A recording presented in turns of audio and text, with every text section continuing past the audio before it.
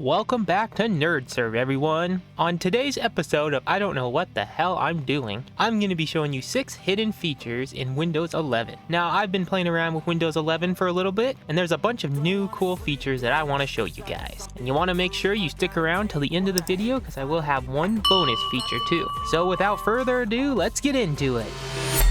Okay, the first feature I'm going to show you is one of the biggest things from Windows 11 and some of the biggest news is the taskbar icons are now in the center of the taskbar. And before you say, oh god, I don't like change, you can change it back, but I really like how they're in the center. Easy to get to, easy to click on, really convenient. But if you want to set it back to the left on the taskbar, all you have to do is right click on the taskbar, go to taskbar settings, and we'll be in the taskbar menu. You just have to go to taskbar behavior, click on this arrow, and you can see taskbar alignment is in the center.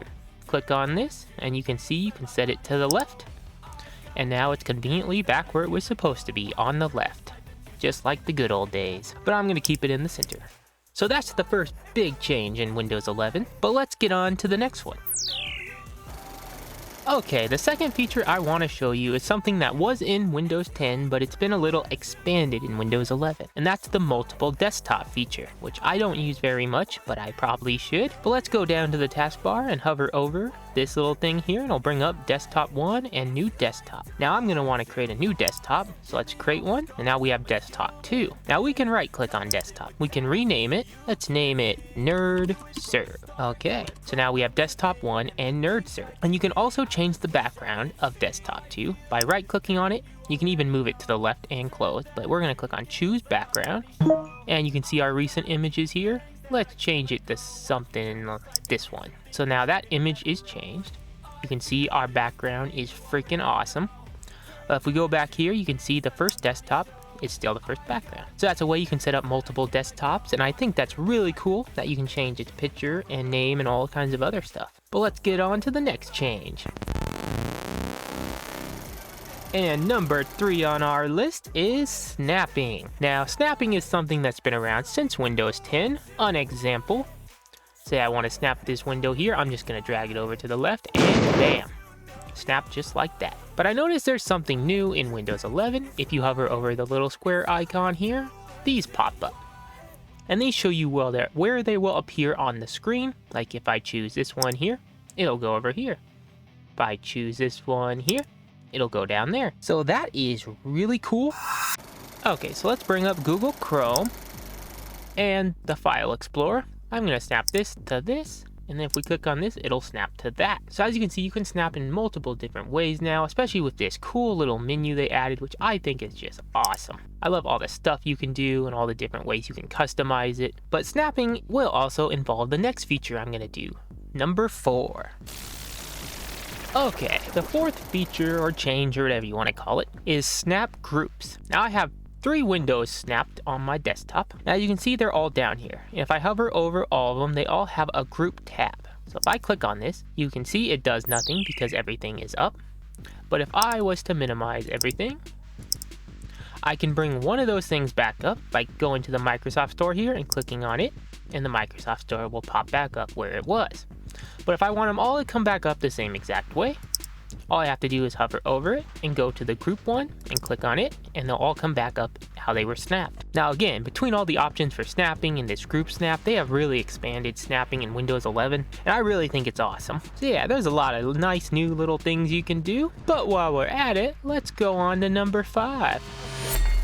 And feature number 5 is widgets. Yep, widgets are back. If you go over to the bottom left and hover over the weather here, you can see the widget menu here. Now to be clear, when I first updated to Windows 11, the widget icon was in the center like the rest of them, but with a recent update, it has moved over to the bottom left, or at least that's what it seems like to me. So I don't know if you can get it back in the center or not, but that's where it is right now. And in widgets, you can have stuff like tips, to do, and you can see news, weather, all kinds of stuff. You can even go into the things and customize them a bit, hide them, customize, pin.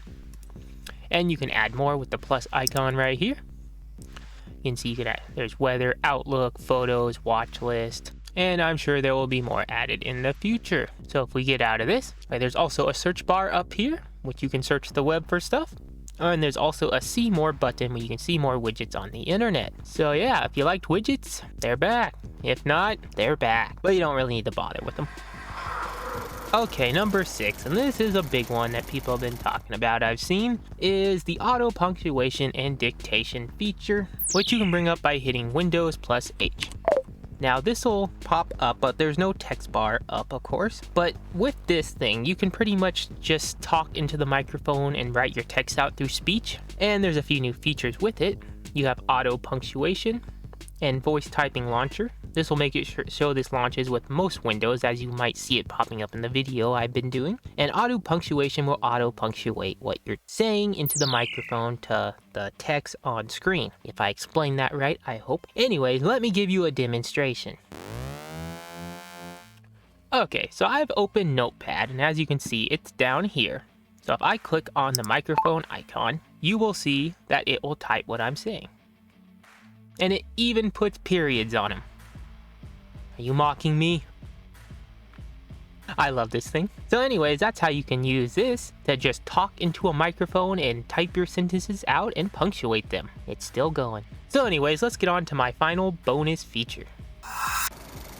Okay, and the final little bonus feature is something that was in Windows 10 and is not too big of a deal, but it's something that most people don't know about. Even I didn't know about it until I started doing these videos, and that's the secret start menu. Yes, there's a secret start menu in this little thing. So you usually left click to bring up the start menu, and boom, the start menu's up, woohoo. But there's actually a secret one, and it was in Windows 10 too, and I did do a video about it. But just to catch everyone up, if you haven't seen it or don't know about it, instead of left clicking on the start menu, right click on it.